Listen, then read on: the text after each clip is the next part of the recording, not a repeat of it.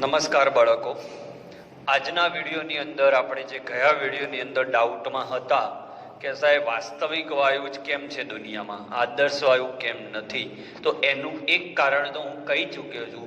વાસ્તવિક વાયુ ક્યારે હોય? તો વારે વારે કહું છું, તમે અને હું જ્યાં જીવી શકીએ છીએ. ક્યાં જીવી શકીએ છીએ આપણે? નીચા તાપમાને અને ઊંચા દબાણે તમે ને હું જીવી શકીએ છીએ. તો તે પરિસ્થિતિમાં તમને જે કંઈ પણ મળે છે એ બધું વાસ્તવિક વાયુ એટલે કે બિનઆદર્શ વાયુ છે. અને જ્યાં આપણે નથી જીવી શકતા, ક્યાં નથી જીવી શકતા? સૂર્યની નજીક, કારણ કે તાપમાન ત્યાં બહુ જ વધારે છે અને દબાણ બહુ નીચું છે, એટલે શ્વાસ લઈ શકીએ નહીં. ત્યાં આદર્શ વાયુ હશે, આવું વૈજ્ઞાનિકોનું કહેવું છે. તો આવું કેમ થયું? તો ભૂલ ક્યાં થઈ સાહેબ? તો એક સિમ્પલ ઉદાહરણ આપું. હું તમને આદર્શ વ્યક્તિ થવાના 10 મુદ્દા આપું, બરાબર? 10 મુદ્દા આપું. મુદ્દા નંબર 1, 10, ચલો 5 લઈએ.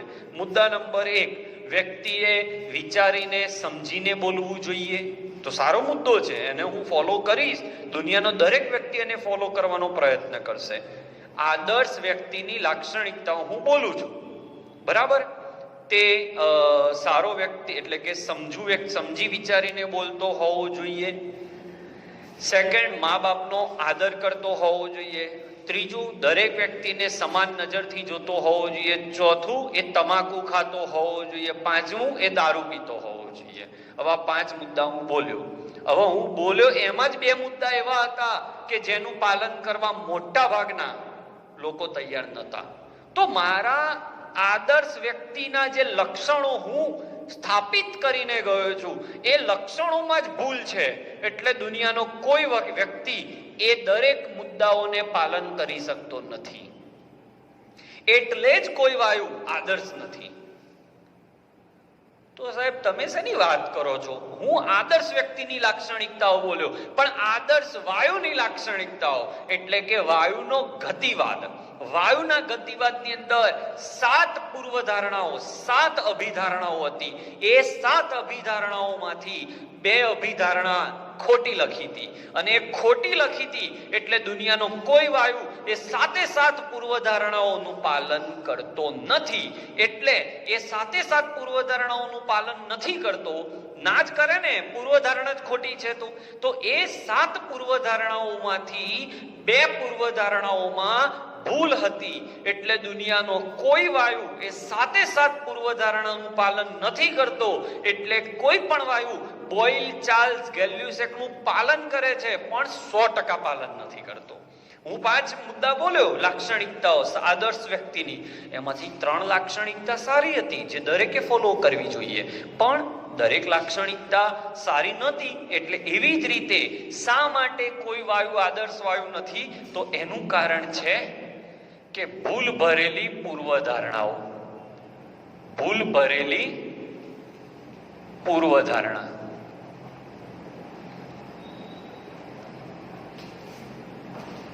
બે પૂર્વધારણા એટલે કે 2 અભિધારણાઓ એવી હતી જે વાયુના ગતિવાદમાં લખી હતી, પણ એનું પાલન કરવા કોઈ તૈયાર નહોતું. પૂર્વધારણા નંબર 1 કે વાયુના અણુઓ વચ્ચે આકર્ષણ બળ નહિવત હોય છે.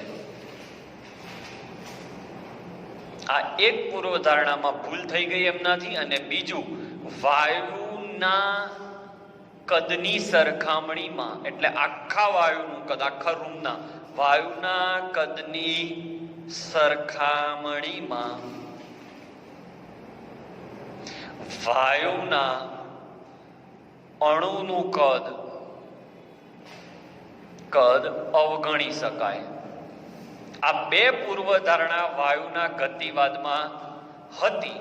આ 2 પૂર્વધારણાઓનું પાલન કરવા માટે દુનિયાના વાયુઓ તૈયાર નહોતા. એટલે દુનિયાનો કોઈ વાયુ આદર્શ વાયુ ન બની શક્યો. તો વાયુના અણુઓ વચ્ચે આકર્ષણ બળ નહિવત છે, આ વાક્ય ખોટું છે. એનું કારણ એની હું સાબિતી આપું કે જો આ વાયુના અણુઓ વચ્ચે આકર્ષણ ના હોય જો વાયુના અણુઓ વચ્ચે આકર્ષણ ન હોય, આકર્ષણ બળ ન હોય તો તે એકબીજાને આકર્ષી તો તે પ્રવાહી બની શકે નહીં. હવે આપણે જાણીએ છીએ કે આવું નથી.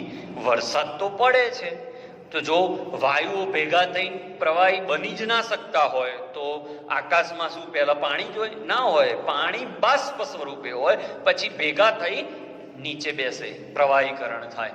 તો જો આ વાક્ય સાચું હોય, સમજો મિત્રો, વાયુના અણુઓ વચ્ચે આકર્ષણ બળ નહિવત છે, જો આ વાક્ય સાચું હોય તો પછી એના અણુઓ વચ્ચે આકર્ષણ બળ ના હોય તો એ પ્રવાહી બની શકે નહીં. પણ આપણે જાણીએ છીએ પ્રાયોગિક રીતે સાબિત થયું છે, પ્રાયોગિક રીતે સાબિત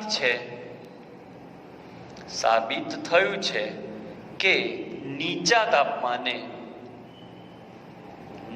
તાપમાને વાયુનું પ્રવાહીકરણ થાય છે. અને વાયુનું પ્રવાહીકરણ થાય છે એનો મતલબ વાયુના અણુઓ વચ્ચે આકર્ષણ છે, અને આકર્ષણ છે તો આ પૂર્વધારણા ખોટી છે. એટલે આ પૂર્વધારણા ખોટી હોવાથી કોઈ વાસ્તવિક વાયુ આદર્શ વાયુ બનતો નથી. પોઈન્ટ નંબર 2 કે આખા વાયુના કદની સરખામણીમાં એના અણુનું કદ અવગણો, એવું કહે છે. બરાબર? જો અવગણી શકાય એવું હોત તો બોયલના નિયમનો આલેખ P વિરુદ્ધ V નો આલેખ, આદર્શ માટે P વિરુદ્ધ V નો આલેખ, આદર્શ માટે અને વાસ્તવિક માટે સેમ આવવું જોઈએ જો કદ અવગણી શકાતું હોય તો. પણ સાબિત થયું છે કે P વિરુદ્ધ V નો આલેખ આદર્શ વાયુ માટે અને વાસ્તવિક વાયુ માટે જુદો આવે છે. આ સાબિત કરે છે કે આદર્શ અને વાસ્તવિક વાયુઓ એકબીજાથી અલગ પડે છે, કારણ એમના કદમાં ફરક છે. આ આદર્શ વાળા એમ કે છે કે વાયુના અણુનું કદ ભૂલી જાઓ, જ્યારે વાસ્તવિકમાં એ ભૂલી શકાતું નથી. એટલે આ બે ખોટી પૂર્વધારણા હોવાના લીધે કે દારૂ પીઓ ને તમાકુ ખાઓ, તો લોકોએ ના પાડી કે અમારે દારૂ પીવો નથી, તમાકુ ખાવો નથી, ભલે અમે આદર્શ નહીં બનીએ તો ચાલશે. ક્લિયર? તો આ રીતે સાબિત થાય છે કે વાસ્તવિક વાયુઓ ક્યારેય આદર્શ વાયુ નથી બની શકતા, કારણ એની બે ભૂલ ભરેલી પૂર્વધારણાઓ છે. ક્લિયર? લઈ લો સ્ક્રીનશોટ.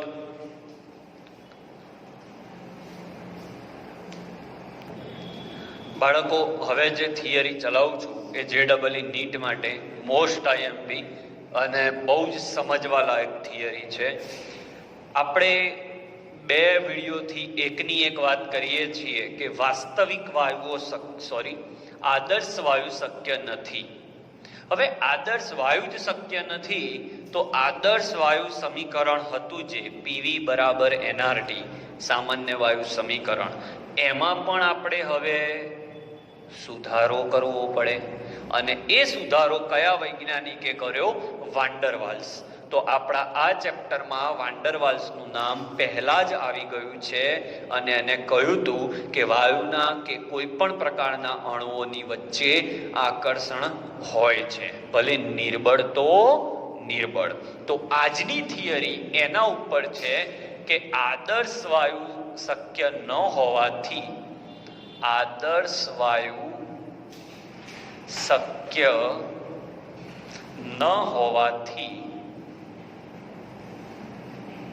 PV બરાબર nRT માં સમીકરણમાં સુધારો કરવો પડશે. એવું કોણે સૂચવ્યું? તો વાન ડર વાલ્સ નામના વૈજ્ઞાનિકે સૂચવ્યું.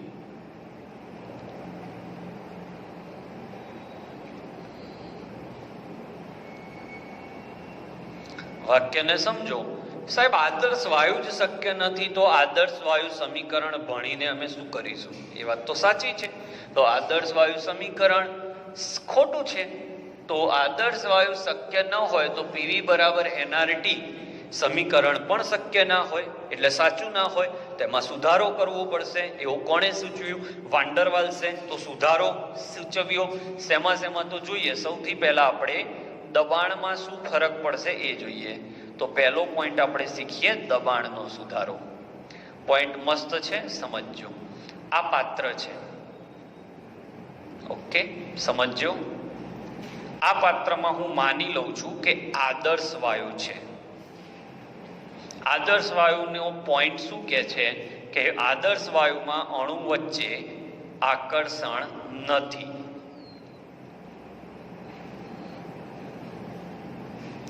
બરાબર? આદર્શ વાળા શું કહે છે? અણુઓ વચ્ચે આકર્ષણ નથી.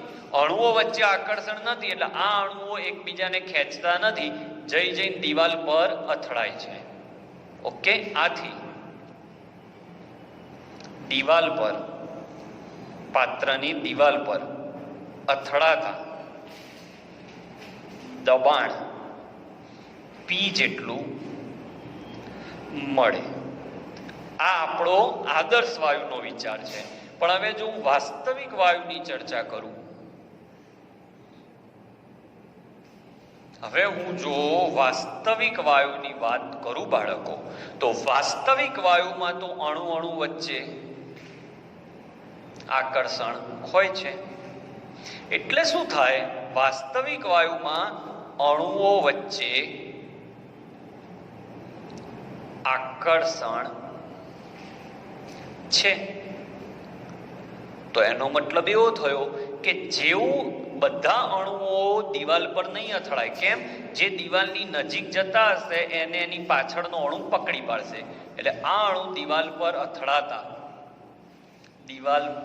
અથડાતા રોકાઈ જાય. સમજો, અહીંયા વાયુના અણુઓને દિવાલ પર અથડાતા કોઈ પાછળથી રોકનાર નહોતું.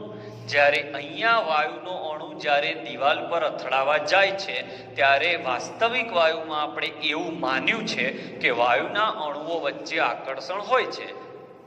યાદ છે ને પૂર્વધારણા? આ લોકો કહેતા હતા આકર્ષણ નથી, પણ ખરેખર આકર્ષણ છે, એટલે તો પ્રવાહી બને છે. એટલે અહીંયા શું થાય? તો આદર્શ વાયુ વાળા એવું કહે છે કે અણુઓ વચ્ચે આકર્ષણ નથી, એટલે દરેક અણુ જઈને પાત્રની દિવાલ પર અથડાય છે. પણ વાસ્તવિક વાળા એવું કહે છે કે ના, અણુઓ વચ્ચે આકર્ષણ છે, એટલે દિવાલ તરફ જતા અણુઓને તેની પાછળના અણુઓ આકર્ષી રાખે છે, એટલે દિવાલ પર અથડાતા રોકાય છે. અને દિવાલ પર અથડાતા રોકાવાથી મળતું દબાણ એ આદર્શ વાયુથી મળતા દબાણ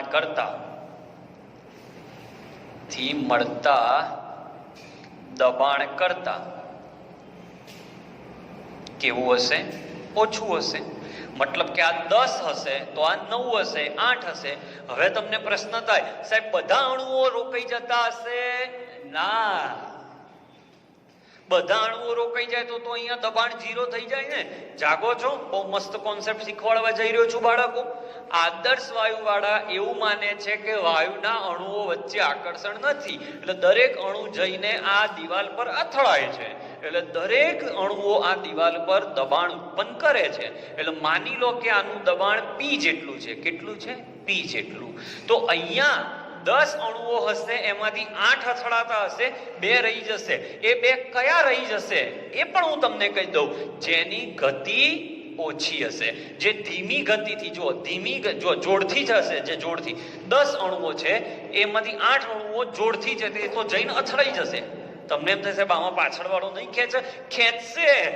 પાછળ વાળો એને ખેંચવાનો ટ્રાય કરશે, પણ આગળ વાળાની ગતિ એટલી બધી વધારે છે કે જઈને અથડાઈ જશે. પણ જે ધીમા અણુઓ છે આમ કરીને જતા હતા, અને અથડાવાની તૈયારી હતી, ત્યાં પેલા પાછળ વાળા એને ખેંચી લીધો. એટલે ધીમા અણુઓ જે છે એ દિવાલ પર અથડાતા રોકાશે. એટલે પ્રાપ્ત થતું વાસ્તવિક વાયુનું દબાણ એ આદર્શ વાયુથી પ્રાપ્ત થતા દબાણ કરતા હંમેશા ઓછું હોય, કારણ કે આદર્શવાળા માને છે કે અણુઓ વચ્ચે આકર્ષણ નથી, એટલે every molecule will strike on the wall and produce pressure. જ્યારે વાસ્તવિક વાયુની અંદર અણુ વચ્ચે આકર્ષણ છે એવું માનવામાં આવ્યું છે, એટલે વધુ ગતિવાળા તો જઈને ઠાક દઈને થશે, પણ ઓછી ગતિવાળા અણુઓને એની પાછળ વાળો અણુ ખેંચી લેશે, એટલે એ લોકો દિવાલ પર જતા અથડાતા રોકાય છે, એટલે એના લીધે દબાણમાં ઘટાડો થાય છે. એટલે વાસ્તવિક વાયુનું દબાણ આદર્શ દબાણ કરતા ઓછું હોય છે. એટલે વાસ્તવિક દબાણને આદર્શ દબાણમાં ફેરવવું હોય તો એમાં કંઈક ઉમેરો કરવો પડશે. એ કોણે સૂચવ્યો? વાન ડર વાલ્સે. એટલે અહીંયા કંઈક ઉમેરવું પડે, કારણ કે આ 10 છે, 8 છે, તો અહીંયા કેટલા ઉમેરવા પડે? 2. અને એ ઉમેરવું પડતું પદ an² / v², જ્યાં એ વાન ડર વાલ્સ, આ જી નીટમાં બહુ મજા આવે એવો પોઈન્ટ છે. વાન ડર વાલ્સ અચળાંક છે, જે વાન ડર વાલ્સ આકર્ષણ બળની માત્રા સૂચવે છે. જેટલું એ વધારે એટલા આ અણુઓ વચ્ચે આકર્ષણ વધારે. n એટલે વાયુના મોલ અને v એટલે વાયુ પાત્રનું કદ. ઓકે, તો હવે જે આપણે p લખતા હતા ત્યાં લખવું પડશે p બરાબર લખવું પડશે p + an² / v². સુધારા નંબર 1. બોલો, દબાણનો સુધારો ક્લિયર છે? ઓકે, તો હવે દબાણનો સુધારો જો કમ્પ્લીટ હોય તમારા મગજમાં, તો હું હવે કદનો સુધારો શીખવાડું છું. ચલો સ્ક્રીનશોટ લઈ લો આનો. હવે કદનો સુધારો, તો આદર્શવાળા શું માને છે? તો આદર્શવાળા એવું માને છે કે વાયુના અણુનું કદ અવગણી શકાય. એટલે એ લોકો, ધારો કે આ વાયુ પાત્ર છે, તો આ વાયુ પાત્રનું કદ v જેટલું છે, અને એની અંદર સમજો, આદર્શ પરિસ્થિતિ દોરું છું, n જેટલા વાયુના કણો છે, તો એ લોકો એમ કહે છે કે આ અણુઓના કદને અવગણી દો. ઓકે, અવગણો. કઈ પરિસ્થિતિ? આદર્શ. પણ આપણે જોયું કે આ અણુઓના કદને અવગણીએ છીએ, તો વાસ્તવિક વાયુ અને આદર્શ વાયુનો આલેખ જુદો કેમ આવે છે? તો એનો મતલબ એ થયો કે આ અણુઓના કદને અવગણી શકાય નહીં. તો હવે હું આ જ ચર્ચા વાસ્તવિક પરિસ્થિતિમાં કરું. તો વાસ્તવિક વાયુવાળા એમ કહે છે કે વાયુના અણુનું કદ અવગણી ન શકાય. તો પછી શું? તો ફરીથી વાયુ પાત્રનું કદ v છે, એમાં આટલા અણુઓ છે, તો n વાયુના કણોનું કદ ધારી લો કે nb જેટલું છે. કેટલું છે? nb જેટલું. તો હવે વાયુના અણુઓને ભ્રમણ કરવા માટે પ્રાપ્ય કદ કેટલું? તો પાત્રનું કદ v હતું. હવે સમજો, એક રૂમ છે, એમાં 100 વિદ્યાર્થી બેઠા છે, વધારે થઈ ગયું, 10 વિદ્યાર્થી બેઠા છે, તો એક વિદ્યાર્થીને ફરવું હોય તો કેટલું કદ એને પ્રાપ્ત થાય? તો એ રૂમનું કદ ધારી લો v છે, અને અણુઓના દરેક અણુનું કદ 1 છે, એટલે 10 b છે, સમજી લો. તો એમાંથી મને કેટલા કદમાં ભ્રમણ કરવા મળશે? v જેટલા? તો ના. કેમ? કારણ કે v જેટલું તો કદ છે, પણ એમાં ઓલરેડી 10 જણ બેઠા છે. એ 10 જણાએ તો એ જગ્યા એમની રોકી લીધી, એટલે એમને જે જગ્યા રોકી છે, કેટલી? nb, એ જગ્યામાં હું ફરી શકીશ નહીં. જ્યારે આદર્શવાળા એવું માને છે કે મારું કદ જ નથી. કેવું લાગે? હું અદ્રશ્ય છું. આદર્શવાળા એવું માને છે કે આ રૂમનું કદ V હોય અને એમાં n જેટલા કોણો બેઠા હોય જેનું કદ B છે, તો NB કદ થયું. તો એવું કે છે આદર્શવાળા, NB ને ભૂલી જાઓ, તમારે જ્યાં રખડવું હોય ત્યાં રખડો. એટલે કેમનું રખડવું? પેલા અણુઓ વચ્ચે છે એ મને અથડાય છે, એટલે હું આખા પાત્રમાં ફરી શકતો નથી. વાસ્તવિક વાયુવાળા એવું કે છે કે ભૂલથી અવગણતા નહીં. તો આ પાત્રનું કદ જો V હોય તો મને ભ્રમણ કરવા માટે પ્રાપ્ત કદ આદર્શ મુજબ V જેટલું મળે, પણ વાસ્તવિક મુજબ V માઇનસ NB મળે. કેમ? તો પાત્રના કદમાંથી અણુઓનું કદ નીકળી જાય અને હવે જેટલી જગ્યા ખાલી વધી એને V કહેવાય. તો આ થયો તમારા કદનો સુધારો, જ્યાં B એટલે વાન્ડર વાલ્સ અચળાંક. ઓકે, આ A અને B બંને વાયુના સ્વભાવ પર આધારિત છે. A અને B વાયુના સ્વભાવ, તાપમાન અને દબાણ પર આધારિત છે. ક્લિયર છે બાળકો? આ મુદ્દો શું કહેવા માંગે છે? જો આ વાયુ પાત્રનું કદ V હોય અને અણુઓનું કદ તમે અવગણતા હોય તો તમારે આખા રૂમની અંદર જ્યાં ફરવું હોય ત્યાં ફરો. કોણ કહે છે આવું? આદર્શ. પણ વાસ્તવિક વાયુવાળા એવું કહે છે કે ના, ઉભો રહો લે, આખા રૂમની અંદર તું ના ફરી શકે. જ્યાં 10 કણો બેઠા છે એમને તો એમની જગ્યા રોકેલી જ છે, એમાં તું બેસી શકે નહીં, તું ફરી શકે નહીં. એટલે એટલું કદ તું બાદ કર. તો હવે આદર્શ વાયુની જગ્યાએ આદર્શ વાયુ શું હતું બાળકો? PV બરાબર nRT. એના બદલે વાન્ડર વાલ્સ સમીકરણ આવ્યું. P ની જગ્યાએ લખાશે P પ્લસ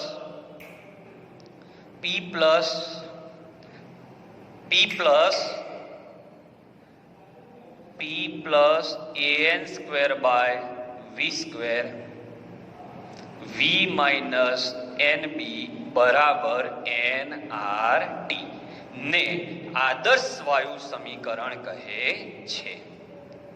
સોરી, વાસ્તવિક વાયુ સમીકરણ અથવા વાન્ડર વાલ્સ સમીકરણ કહે છે. ક્લિયર? તો આખો પોઈન્ટ જોરદાર છે. કેવી રીતે સુધારો કર્યો એ જોઈ લેજો. લઈ લો સ્ક્રીનશોટ. એક બીજો નાનકડો ટોપિક લઈ લઈએ. દબાણની અસરથી આપણે વાસ્તવિક અને આદર્શ વાયુને સમજી લીધો. હવે તાપમાનની મદદથી આ સમજીએ. તો તાપમાનથી સમજવા માટે અહીંયા PV વિરુદ્ધ P નો આલેખ હું લઉં તો આદર્શ વાયુ માટે આ આલેખ T1 તાપમાને દોર્યો, T2 તાપમાને દોર્યો અને T3 તાપમાને દોર્યો, જ્યાં T3 is less than T2 is less than T1. અને આ જ 3 તાપમાને N2 વાયુ માટે આલેખ દોર્યો.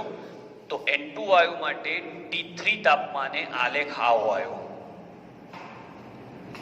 તો જો આ આદર્શ વાયુ અને આ N2 વાયુ, તો T3 તાપમાને ગેપ વધારે છે. T2 તાપમાને દોર્યો તો ગેપ ઓછો થયો અને T1 તાપમાને દોર્યો, આ T2 એ દોર્યો અને T1 તાપમાને દોર્યો તો લગભગ એ આદર્શ થઈ ગયો. તો આલેખ પરથી જોઈ શકાય છે, આલેખ પરથી જોઈ શકાય છે કે જેમ જેમ તાપમાન વધે છે તેમ તેમ વાસ્તવિક વાયુ આદર્શ વાયુની નજીક આવે છે અને જે તાપમાને, મોસ્ટ આઈએમપી વ્યાખ્યા, જે તાપમાને વાસ્તવિક વાયુ સંપૂર્ણપણે આદર્શ વાયુની જેમ વર્તવાનું શરૂ કરે તે તાપમાનને બોઇલ તાપમાન TB કહે છે. તો જેમ તાપમાન ઓછું હતું તો N2 વાયુનો આલેખ આદર્શ વાયુથી દૂર હતો, પછી તાપમાન વધાર્યું તો ઓર નજીક ગયો, તાપમાન ઓર વધાર્યું તો ઓર નજીક ગયો. આવું કેમ થાય છે? તો અલ્ટિમેટલી આટલા લેક્ચરના અંતે હું એવું કહી શકું કે તાપમાન ઊંચું અને દબાણ નીચું તો વાયુ આદર્શ, અને તાપમાન નીચું અને દબાણ ઊંચું તો વાયુ વાસ્તવિક. આવું કેમ? તો એનું કારણ છે, જેવું તમે તાપમાન વધારો, સમજો મજા આવશે, જેવું તમે તાપમાન વધારો એટલે અણુ વચ્ચેનું અંતર વધે. કેમ? તાપમાન વધારો એટલે ઉછળકૂદ કરે એટલે દૂર ભાગી જાય, બહુ જ ગતિમાં આવી જાય, અંતર વધી જાય. અંતર વધી જાય એટલે આકર્ષણ ઘટવા લાગે. આકર્ષણ ઘટતા ઘટતા આકર્ષણ નહિવત થઈ જાય. આકર્ષણ નહિવત થઈ જાય તો એ પાત્રની દિવાલ સાથે અથડાતા એને કોઈ ન રોકી શકે. પાત્રની દિવાલ સાથે અથડાય, અને પાત્રની દિવાલ સાથે અથડાય એટલે કોના જેવું વર્તવાનું ચાલુ કરી દે? આદર્શ વાયુ જેવું. એટલે ઊંચું તાપમાન તમે જેમ જેમ તાપમાન વધારશો, જેમ જેમ તાપમાન વધારશો એમ આ અણુઓ દોડધામ વધારે કરશે, અને જેમ જેમ દોડધામ વધારે કરશે એમ એમ એ પાત્રની દિવાલ સાથે વધારે અથડાશે, એટલે દબાણ વધવા લાગશે, અને એક સમયે દબાણ P જેટલું થઈ જશે. અને જ્યારે દબાણ પૂરેપૂરું મળવાનું ચાલુ થઈ જાય તો તે વાયુ આદર્શ બની જાય. આમ કહી શકાય કે તાપમાન વધારશો તો વાસ્તવિક વાયુ આદર્શ વાયુની નજીક પહોંચશે, આકર્ષણમાં ઘટાડો થશે, એટલે એના મૂલ્યમાં ઘટાડો થશે. એટલે વાન ડર વાલ્સ અચળાંક, જેનું મૂલ્ય આકર્ષણ બળની માત્રા છે. તમે તાપમાન વધાર્યું, અણુઓ દોડવા લાગ્યા. અમુક કે કેમ દોડ્યા સાહેબ? કારણ કે બાળક, ગતિ ઉર્જાનું સૂત્ર છે 3/2 kBT. ટેમ્પરેચર વધારશો એટલે ગતિ ઉર્જા વધશે, ગતિ ઉર્જા વધશે એટલે ગતિ વધશે, ગતિ વધશે એટલે દોડધામ વધી ગઈ. બંને એકબીજાને પકડવા સક્ષમ રહેશે નહીં, એટલે જઈને અથડાશે, ભમ ભમ અથડાશે. આકર્ષણ બળ નહિવત થઈ ગયું એટલે પેલી પૂર્વ ધારણા જે ખોટી હતી એ સાચી પડવા લાગી. ક્લિયર? તો આજનો લેક્ચર અહીંયા પૂરો કરીએ છીએ.